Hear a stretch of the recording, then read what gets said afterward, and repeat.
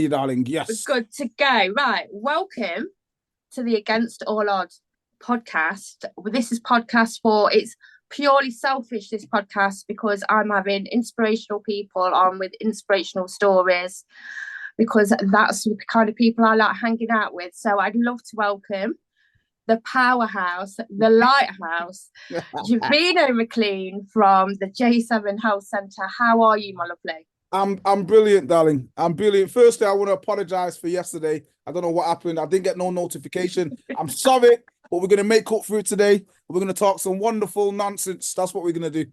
Absolutely. Well, I've got a list of questions here because when people kind of realised I was interviewing you, I was hounded. Oh, was you? Oh, I'm going to ask my question first because I Oh, know I've watched so much of your content, and I know you ask this question a lot, so I'm going to ask it to you. yeah. Javeno, tell me 3 things you like about yourself. Yes. You know what I like? I like that my energy is unmatched. I try my best to create my own energy, and I love that about myself. We live in a world where it's so dark, and sometimes you go through the world kind of every day looking for something to get inspiration off, looking at something to make you happy or make you smile. And I love the fact that I, I make that myself. I don't look for it. I feel that, and I'm grateful that people look at me as the flame to make people happier or motivated. But every single day, I say to myself, let me be my own flame. And I love that about myself. I love that I'm strong. I love that I'm a great dad. I love that I'm a good husband. I'm a great husband. I love that. I like about myself that, you know what? I don't dress the best, but I like it. It's my little style. Do you know what I mean? My wife started trying to dress me in new things, tried to put me in some skinny jeans the other day. And I said, you know what? No, this is my style. I like the way I dress. And I love the way I talk. And what I mean by that is I only ever talk from the heart, man. And I think that's a skill that not many people have got. I'm proud of myself that I'm never afraid to talk the real truth. Whether I get emotional, whether I get sad, whether I get angry, I'll always speak from my heart, and I love that about myself. Yeah, pure, authentic. You Yeah. can't beat it, can you? So your journey with like disabled people and elderly people, how the hell did that start? How did you get into that? Do you know what? This is a story I've told so many times, but long story short, I don't know, man. I trained disabled people, elderly people, free for 22 years, and I've always just believed that if you're going to help somebody from the purest part of your soul, there's no Lloyd CSB, there's no NatWest. It's just people helping people with pure intentions. If I take money for that transaction, I'm a liar. I'm a hypocrite. I'm helping you because I want financial gain rather than helping you because I really want to help you. And since I was young, I've just always had a thing about I say certain things. I don't ever want to come across as boastful. And I'm not a boastful person. Like you've met me, that's not my Mhm. style. But I believe in gifts and I believe in energies and I believe that we're all here for a purpose. Do you know what I mean? And I feel my purpose on this earth is I can make people smile through exercise. I can make people happy. Parents, carers, people that are living, experiencing disability, whether it's a parent who's got a child who's disabled, whether it's a carer, people who are directly involved,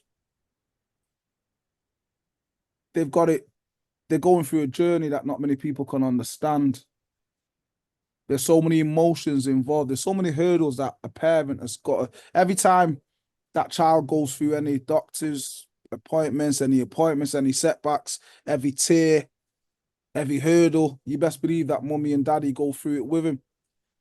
Yeah, absolutely. I can I've, absolutely resonate with that yeah, with and I think what I came across you on TikTok in lockdown, yeah, somebody actually sent me one of your videos, and I go into children's hospitals, obviously with Ben, and the physio appointments, and the kids dread it. They absolutely dread it. You know, it's just like another thing they've got to do. It's really boring.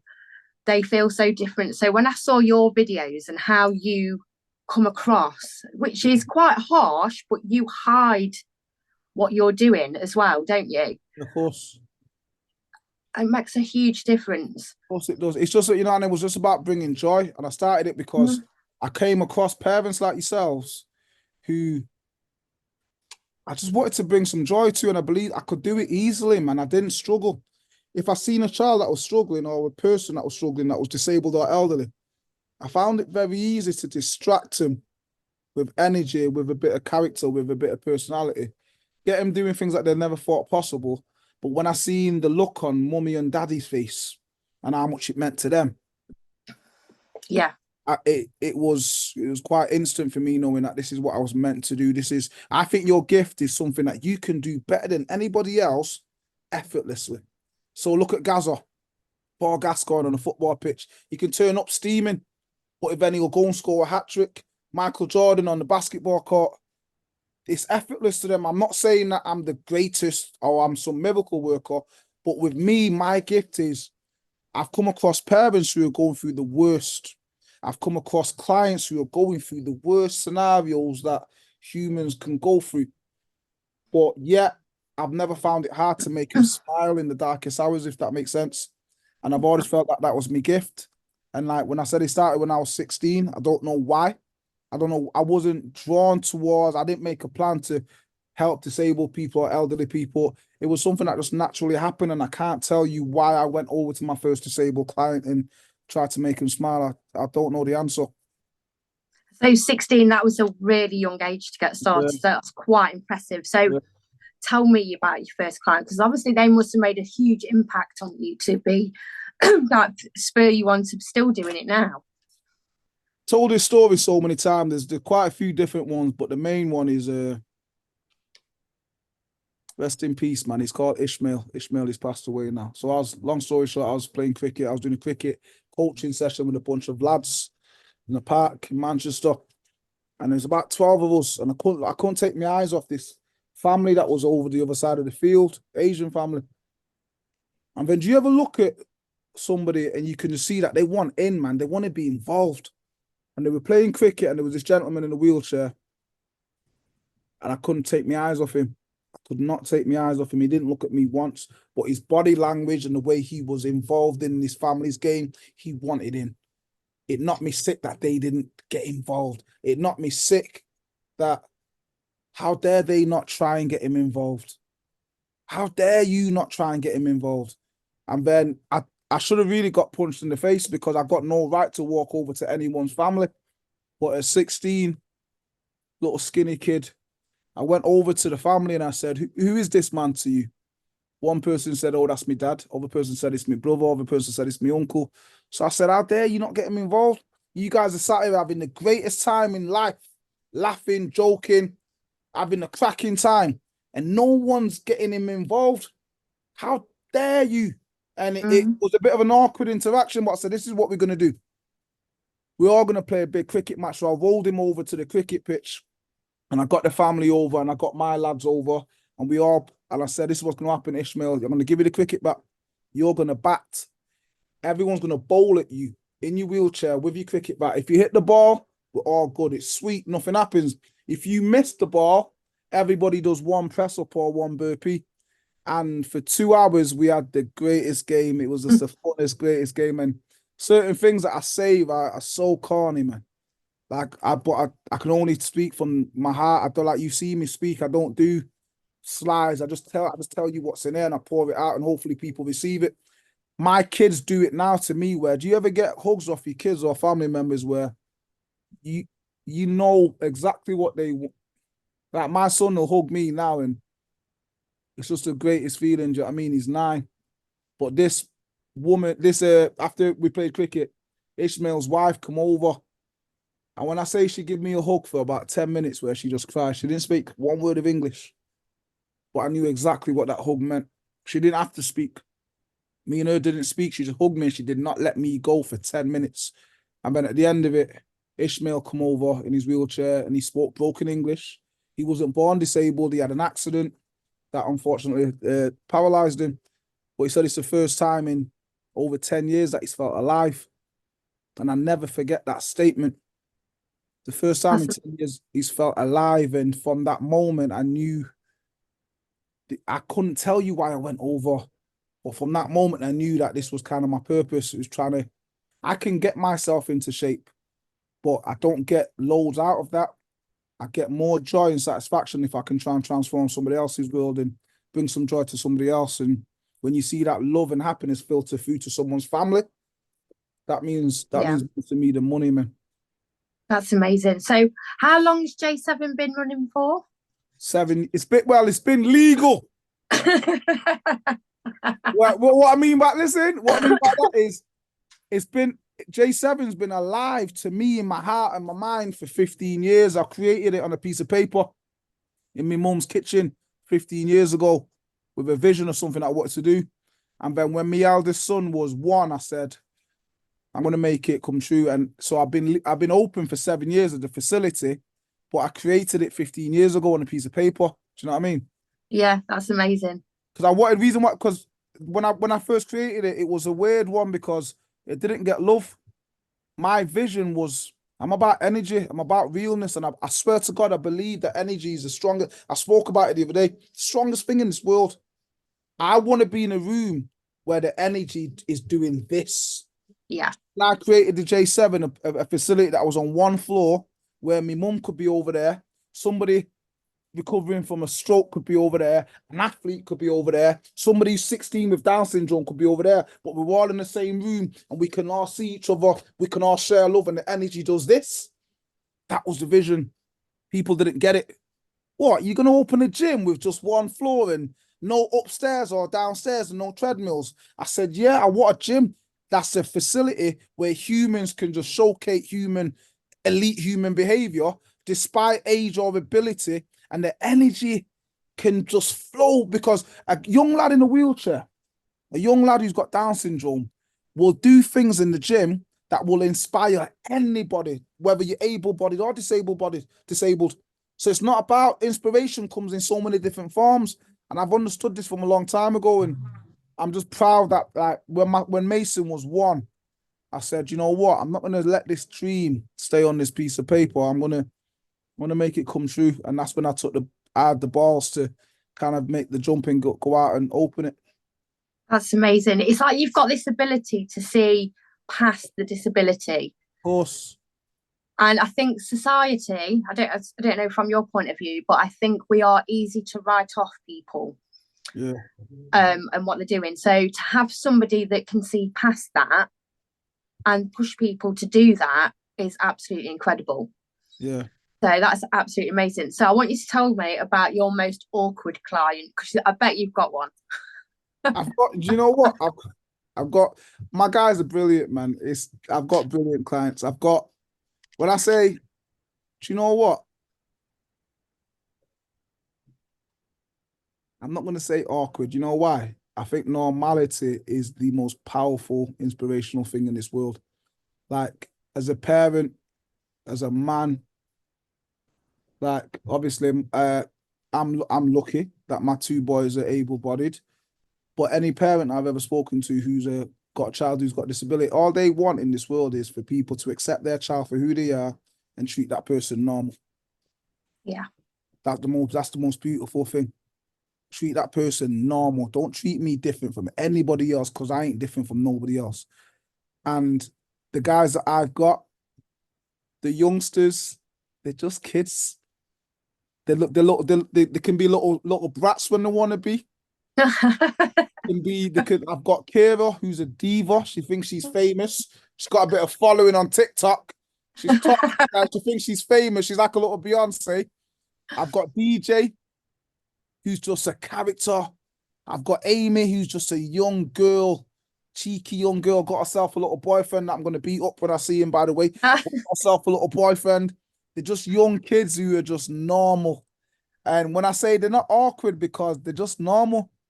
Do you know what I mean? It's like a normal 21-year-old might be a bit cheeky, might turn up late every now and then, might say something stupid, and me as the big brother, I've got to put him in a place and check him. So I've not really got anybody that's awkward. I've just got people that are just people, man, just behaving like regular people. So one of my clients who's 21, who's a little shit, who, sorry for swearing, That's all right. who's just a typical 21-year-old.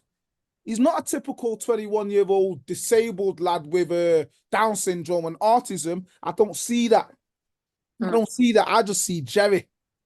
Jerry's just a 21-year-old brat who's my little brother that I'm going to look after and we're going to train. I don't see his disability. I don't see his autism. I don't see his medication. I just see a 21-year-old savage kid who's just like any other 21-year-old. I don't take pity on him. I don't feel sorry for him because he doesn't feel sorry for himself. And the disability is the last thing that I ever discuss because with all due respect, don't care. I've never cared. And I want people to understand that. And I say it, and sometimes people look at me like this. I've never cared. Purely because look at my little brother Josh now, who I train all the time, or Amy, or Kira. Fran. I just see Fran. I don't see your wheelchair. I don't care about your wheelchair. Your wheelchair is irrelevant to me. I don't care what it can do, how fast it can go. I don't care about none of that. I care about Fran, what we doing today, babe. Kira, what we doing today. Josh, you're my little bro. What we doing today? I don't see the wheelchair. And that was the thing that shocked a lot of people when I first started doing what I'm doing. It was, why is he not talking about the wheelchair? Why is he not talking about the medication? How about you talk about the person? How about you talk about the individual? How about you tell me what's in your heart, I show you what's in mine, and we can build something together and we can change this world together and we can make an experience that we both can remember forever. So to build that amazing experience that's going to change both of our lives, you think I care about your wheelchair? You can think I care about what you can't do. I only care about what you can do. And then exposing all the great things that you can do. Do you know what I mean? And I've always been like that, and I don't know why. It's a fantastic mindset to have. So in the 7 years, do you know roughly how many people you've helped within that time?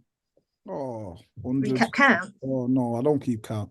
In 1 week, I could train over 25 disabled. Right, okay. Wow. So put that into perspective. In what I've had weeks where I've trained 30. Last week alone, I trained 26 disabled people for free. That's amazing. And so 7 years then, you hit COVID times. Yeah, that was horrible. So how did you deal with that? Not good, man. No. Not good. It was COVID was a blessing, but it was also a horrible time. It was a blessing because I think, you know what? I work so much and I do spend a lot of time away from my family, my wife and my kids. And obviously you get a bit of daddy guilt, husband guilt.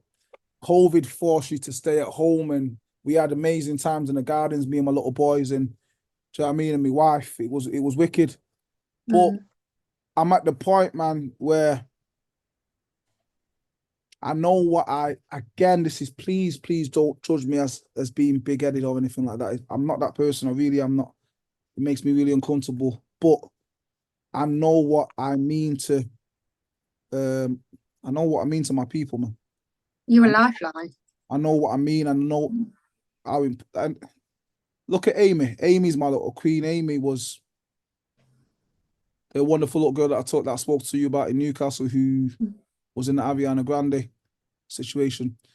She tells me every day that she loves me. Even this morning, she's messaged me. And I didn't know until recently, well, last year when she said, I'm the reason she gets out of bed.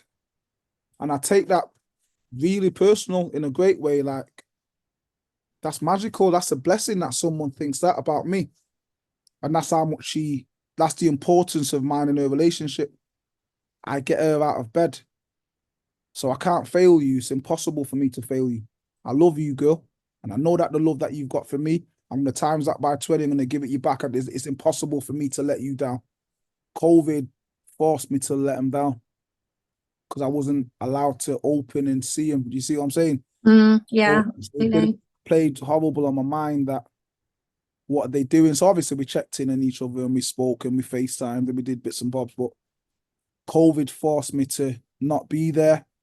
And to me, that's a major thing because my thing is I'm always going to be there, man. Like, I ain't going nowhere. You ain't going nowhere. Anyone who have a train, sometimes in the hospitals, they give disabled clients, yeah, you've only got 5 weeks. You've got 6 weeks and then you move on. With me, you're with me forever. I don't give you no end date. Anyone who I've ever trained, I don't say you've only got 6 weeks. You're with me as long as you want to be with me, as long as you can get to me. And COVID forced me to not be there. And obviously, I know it wasn't my fault, but I knew that a lot of them would struggle. You see what I'm saying? Yeah. It didn't sit well with me. It was a horrible. It was great to be at home with my family, but it was horrible feeling maybe people are struggling and I can't do nothing. Yeah, it was out of your hands, wasn't it? It's like you couldn't control that. No. But yeah, it's absolutely incredible though that you're able to impact people on that level where they're able to get out of bed in the morning. You've given them something to look forward to, and that's quite rare in this world, in this day and age, because a lot of the world is negative. Yeah. So for them people to have you in their life is just absolutely like just sensational. And so is there a client you've got that's sticks out more? Who's the most memorable client you've had where you just think back and just smile and laugh? I can't answer that. I can't. There's not one answer because they're all so different, man. Like you could get 10 young people with a Down syndrome and they've got 10 different personalities. You can get 10 different people with cerebral palsy. They're all amazing, but they've taught me more. Like I'm nearly 40 years old. I'm 40 next year. But the lessons that these guys have taught me, they will never know. They've taught me that one of the most powerful things in this planet, right? But also one of the most beautiful things is truly accepting a human for who they are. But in both directions. When you pour your heart out to somebody and you're 100% yourself, and another human being fully accepts you for who you are, there's nothing more empowering for that person to go, what? You accept me for me. You accept me for who I am, and you don't care about you accept me. And then when it comes the other way, it forms the most unbreakable bond. Two people that accept each other, love each other, care about each other, but genuinely. We live in a world where it's all fake. Social media and there's a lot of fake love out there. There's a lot of fake friendships. There's a lot of fake everything. But these guys have taught me that because I'm genuine with my love for you, and I'm not afraid to hide it. I'm not afraid to talk about it. I'm not afraid to invest more into it so we get bigger and stronger and better together. And when they give it me back, that's a simple equation that the world should know. If humans just fully accept other humans for what they are, despite their differences, whether it's age, ability, race, culture, it's just the most powerful bond that humans can make. And my guys have taught me that. Absolutely. I always say about Ben, he's taught me the most precious lessons in life, just being him. Yeah. It's definitely eye-opening. I'm gonna meet him. So I know when we him. spoke at Newcastle, you work ridiculously long hours. Yeah. So one question that came in from one of the ladies actually in Newcastle is, how do you avoid burnout? It's impossible. I'm burnt out right now. I'm absolutely shattered, yeah. But I've worked every day for the last 6 weeks. My wife's fuming, but I've got next week I'm taking my boys on half term, so we go in London for 2 days to watch like a theatre show, like a Michael Jackson thing.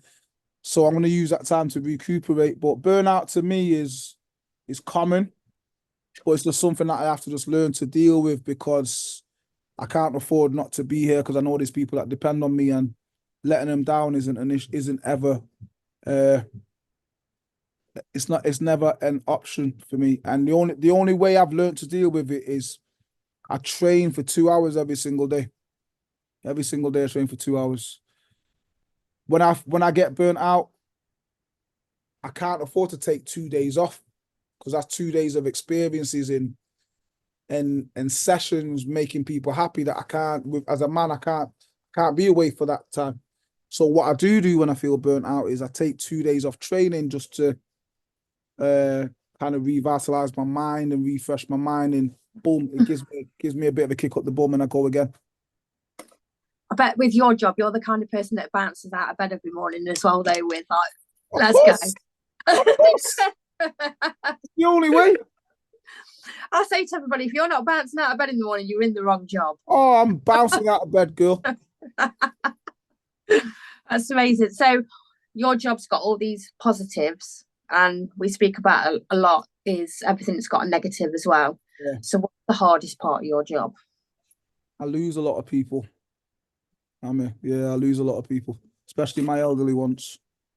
Wonderful, wonderful people. I've done an elderly class, OAP class, granny class, whatever you want to call it, for like over 15 years. Wonderful ladies, man. A beautiful mix of wisdom and beauty and fashion. Jamaican ladies, Irish ladies, Scottish ladies, English ladies. I've got posh ladies. I've got little chavvy ghetto ladies. And over the years, I've lost a lot, man. But it's life, and it kind of it fuels my fire even more, man, because I know when someone passes away, like I said, I'm close with these people, and I speak to their family members, and the family members express to me how much their mum cared for me or their dad cared for me, and they express how happy they were to come to Javeno's class, and they express without my class, maybe they could have lost their mum or their dad a couple of years before because it kept them alive. It makes me go, yeah, I'm doing good. I'm doing good in the world, and I just got to continue because I can't control death. But what I can control is the amount of joy that I give to people, and I'll always give people the most. I'll always give people the most, and all I can wish for is that if as the years go on and I keep on losing them, the family know that I've tried to give that person as much as I can, and they appreciate it. Yeah. That's amazing. So I know you're you're very talented in other areas like weightlifting and things like that, and you've run quite a few things in your journey in life. So what would you say is your biggest achievement to date?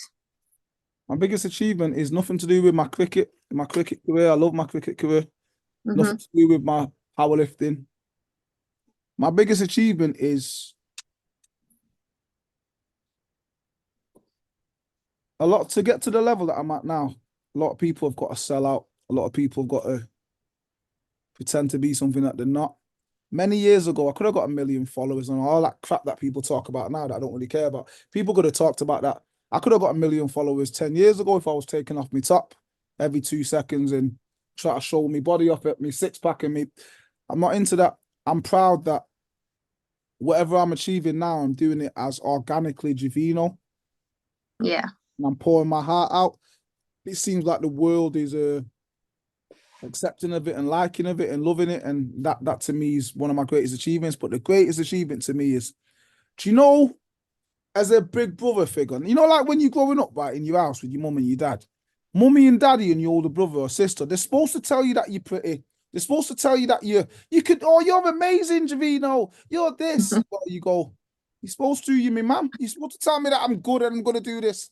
So with my youngsters, tell them all the time how amazing they are, powerful they are, beautiful they are, strong they are, this, and that. And because they're so close with me, a lot of the time it starts with like a roll of the eyes. Like, you're supposed to tell me that, Jay. You're my trainer, you're my big bro figure, you're whatever. I'm proud, so proud of the fact that I've created platforms like my Instagram and my TikTok where now, check this out. Josh, Kira, Fran, DJ, any of them, they can go on social media, right, and click on one of their videos and see people from around the world. They can see Amy in Newcastle saying you're amazing. They can see somebody in Jamaica saying you're fine. Somebody in America saying that they're beautiful. Somebody in freaking Spain saying how fantastic they are. And all I can do is go, yep, I told you so. So I'm so proud that I've created a platform where now these amazing people can get showcased, but then all the amazing positive things that I've been telling them and drilling them to the point where they go, yeah, whatever. I can now go, I told you so, because there's thousands of people around the world who have just told you that you're beautiful. They've just told you how amazing you are. They've just told you how inspiration you are. So now I don't look like I'm talking crap. Do you see what I'm saying? Yeah, That's absolutely. and that's my proudest achievement, by creating a platform where these youngsters can see how amazing they are and they can get confirmation from it. Yeah. And that was leading me on to the next question, because somebody asked me, because obviously you're really good at building people's confidence up. Yeah. Where do you start with that? When somebody comes new into the gym, obviously they're wanting to work a bit harder and to work with you. But let's be honest, it's like society does beat people down, and confidence is quite an issue for disabled kids and teenagers, because they're seen in society as different. So how do you even begin to start building somebody's confidence up? Well, to me, it all starts with self-worth. A lot of people feel like they don't deserve to be happy. They don't deserve opportunities like everybody else, especially people that are disabled. They are looking at the world, and a lot of them, not all of them, will kind of feel like they don't deserve the wonderful things in life like everybody else, the opportunities, or the fact just to be happy. So with me, it's always to build someone's confidence. Firstly, you've got to just fill in with self-worth. Once they feel that they are worthy and that they deserve to be happy just like anybody else, they deserve to smile just as anybody else, they deserve to have experiences just like anybody else, they deserve to be normal just like everybody else. Instantly, when they get that and they fully understand that, and they kind of go, hang on a minute, what? I'm allowed to be happy. In fact, I deserve to be happy because I'm a good person. I've been just been dealt some shit cards, but I deserve to be just as happy as anybody else in this room or in this world. You'll see that confidence just go through the roof. So with me, it's always about self-worth first, making people feel like they deserve to live the greatest human experience, and just they deserve it, man. And but this is for everybody though, not just somebody that's just disabled. We deserve to be happy. I think everyone deserves to be happy. But then it's just a horrible situation where a lot of disabled people sadly feel like they don't deserve to be happy, if that makes sense. Yeah, yeah. And it's an odd way to think. I mean, I could never get myself in that mindset because I've never personally been disabled. Yeah. But it's at times it's like I could tell Ben that I'm really proud of you, mate, and it could like just go over his head. Yeah. But then if we could go into a gym and somebody able-bodied had come up to him and said, mate, I've seen you on social media, you're really inspiring, then he'll take it on board. So it's like you say, when your parents pick you up, you're a bit like, Yeah. Because you're supposed to, because you're mummy. I mean, so yeah, I'm glad it makes sense to you. Yeah. I can put a post on social media about being this proud woman. He just shrivels up. He's like, oh, did you have to put that on? Yeah. It's like really, like, I'm just really embarrassing all the time. Right. So, how are you expanding this year? Because I know you've got some plans. Is the plan to reach more people? Yeah, the plan. I had a tricky one with. I wanted to franchise and do different franchises, but I'm not sure if that's going to work. Again, please don't see this as boastful. I've come to realize that I'm not sure I can show people a blueprint, but this They is haven't something got what you've got there, have they? I don't know how to teach that. I mean, like, like a teacher Mm. really wants to teach, or a nurse really wants to be a nurse. I can show a million PTs certain drills and the blueprint, but if I was to open a J7 in Newcastle or London or Birmingham and get 10 PTs in there, they may not have the same passion as me. And I think passion and heart is something that's very hard to teach. So Yeah. with me, I'm just going to keep on doing what I'm doing. I've got a book coming out this year. I've got a book coming out that I've not announced it yet. So you're the first person that I've told. I've got a book deal, got a book coming out. I just want to keep on doing a lot more speeches, touching people and making people understand me a little bit more. And I just want to keep on working. Oh, I want to keep on traveling. I want to, because you got to think, when you travel, you meet different people like yourselves. If I want to come to Newcastle, I wouldn't have met you. And I think conversations like this, it helps to spread more positivity around the world. So I think let's keep on doing that. If it's not Yeah. broke, They shout it from the rooftops. And I know you mentioned at Newcastle that you get a lot of messages from people abroad, like Yeah. pleading for your help. How do you deal with that? Because there's one of you, like you're saying with the franchise, there is literally one of you. So how do you deal with the influx? Because you must get thousands of messages. I do. I don't deal with it. I have to just exist with it. Nothing I could do. It's a horrible, it's a blessing that people think of me in a certain manner, but it's nothing. I wish I was magic and I can click my fingers and just go to teleport to all over the world. But you know what? All I can do, the way I deal with it is by just being the best I can for the people that I can actually work with. So like I said in Newcastle, I'm not going to let the magic go to waste, man. The magic, the power, the positivity, the connections with beautiful people, I'm not going to let that go to waste. And the people around the world who sadly I can't get to, I'm hoping that they know that if I could, I would. And yeah, and that's the thing. I mean, I know you found it hard, and that to hear that was quite heartbreaking because to me, like, you know, you are a powerhouse that's doing this amazing thing, and that you were struggling, that you couldn't get to anybody. But then I got it, you know, after I'd left, and I thought, I just felt like I needed to come and give you a big hug and say, don't be upset by that because you're just doing absolutely incredible. But then when I left, I was like, well, that's probably a huge downside of it because you are obviously a person that wants to help as many people as you can, and it's not physically possible, is it? And it's one of them things. I wanted to talk a little bit about Paul Moore because obviously we are mutual friends and he's impacted our lives. Tell me about the first time you met Paul Moore and what impression he left on you. Marty's a legend. Marty's a king. I don't care what Marty's the Don. That man there is the trailblazer. That man there he said that I've got something, he's got something. It's from the first time he met him, you don't know what he did to me. And I just in Newcastle the first time I could tell him to his face that there's so much power in being yourself, unapologetically yourself. And he taught me that when I first seen him, the boot camp king. I'm thinking some stallion of a man's gonna come out, a little chunky Geordie come out, and he was Marty, effing and jeffing. And I was mesmerized. I couldn't take my eyes off him. Because here's a man that was so elite in his field, so established in his field, such a master in his field. But on stage, he was himself, and I wasn't used to seeing that. I was used to seeing people pretending. And I thought, I want to be like him. I want to be a master in my field, but I want to be, when I'm demonstrating my mastery, is that the right word?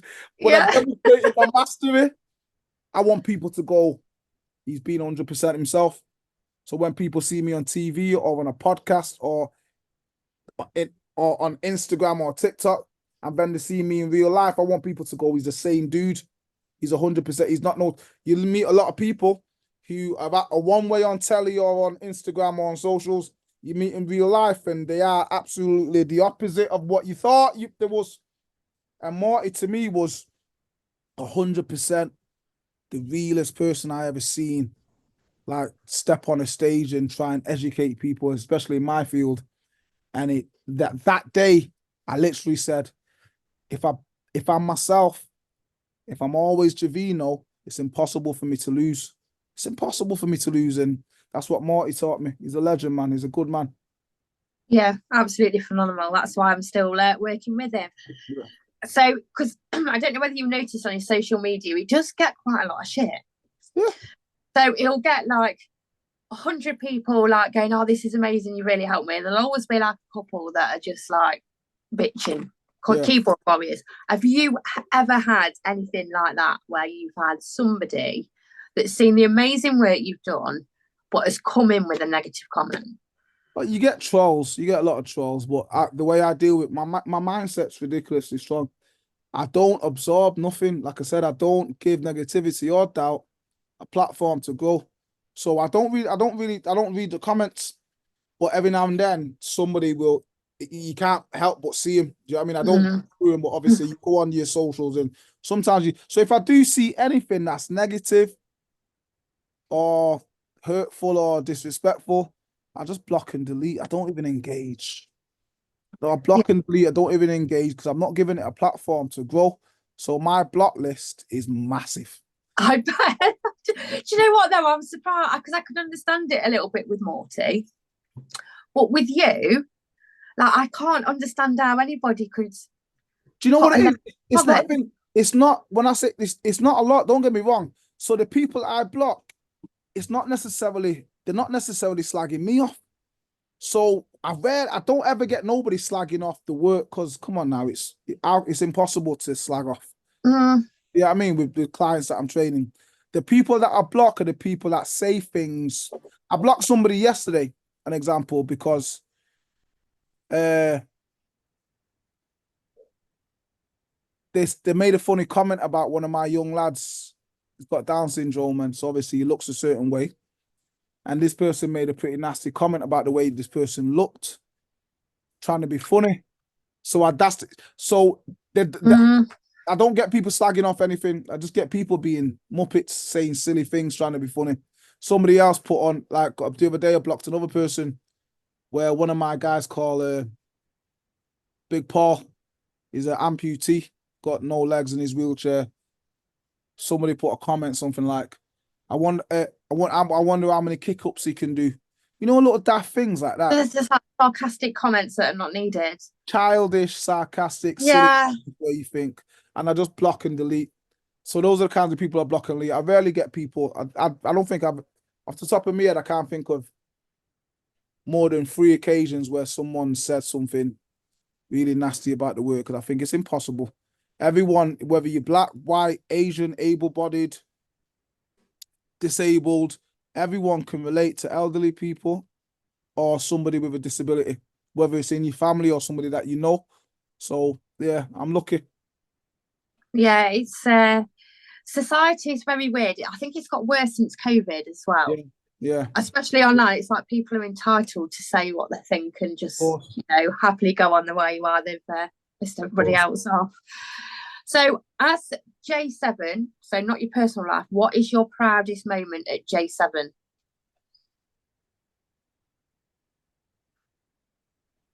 I stumped you. Proudest moment at J7. I'm very proud of the world records. Very proud of my world records.